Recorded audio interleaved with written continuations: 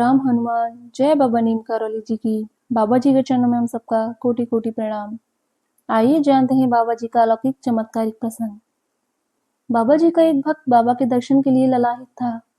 चूंकि महाराज जी लगातार भ्रमण पर रहते थे, इसलिए उनके दर्शन बहुत कम हो पाते थे। वह भक्त दिन रात यही सोचता था कि बाबा इस समय कहाँ होंगे। उस भक्त ने इसी चिंता में 2-3 महीने से अन्न खाना छोड़ दिया था। उसका मन उदास रहने लगा, वह परेशान रहने लगा। एक दिन एक व्यक्ति ने उन्हें इलाहाबाद के एक अच्छे संत के दर्शन कराने के लिए वह अपने घर ले गए। वह संत कोई और नहीं बल्कि बाबा महाराज थे। बाबा जी ने उस भक्त को जैसे ही देखा उससे पूछा, तूने 2-3 महीने से खाना क्यों नहीं खाया?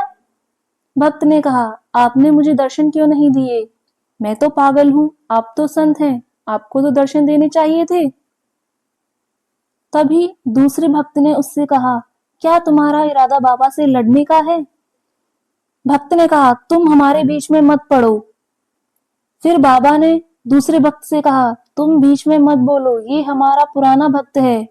जब सारे व्यक्ति चले गए तो बाबा ने अपने भक्त से कहा, अब तू भी जा, हम सुबह कल तेरे घर आएंगे और खाना वहीं खाएंगे। भक्त ने कहा, ठीक है, जब आप घर आकर खाना खाएंगे तभी मैं भी भोजन ग्रहण करूंगा। बाबा ने उससे कहा कि अब जाओ, कल आना। उस भक्त ने जिद की कि वह यहीं सोएगा, रात को घर नहीं जाएगा। बाबा जी को सुबह घर अपने साथ ही लेकर जाएगा। तब बाबा जी बोले, अरे नहीं, तू मेरा विश्वास कर, कल हम अवश्य तेरे घर आएंगे, अभी तू जा। बाबा ने अपने एक आदमी को उस भक्त को घर छोड़ने के लिए भेजा। उस आदमी ने कहा, अभी थोड़ी देर रुक जाएं। तभी कुछ लोग आपस में बातें कर रहे थे कि बाबा जी तो ऐसे ही अपने भक्तों को भ्रमित कर देते हैं, वे जा भी सकते हैं और नहीं भी। तभी उस भक्त ने बोला, मैं सुबह आऊंगा और महाराज जी को अपने साथ अपने घर ले जाऊंगा। अगर महाराज जी नहीं चले तो मैं भोजन के साथ पानी का भी त्याग कर दूंगा। उस भक्त का इतना कहते ही बाबा जी अपने कमरे से बाहर आए और बोले, रुक, तू अभी रुक, हम तेरे साथ अभी चलते हैं। बाबा तभी उस भक्त के घर चले गए।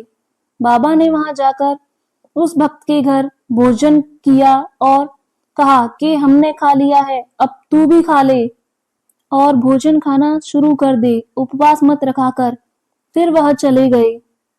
बाबा अपने भक्तों के भाव को समझ जाते थे।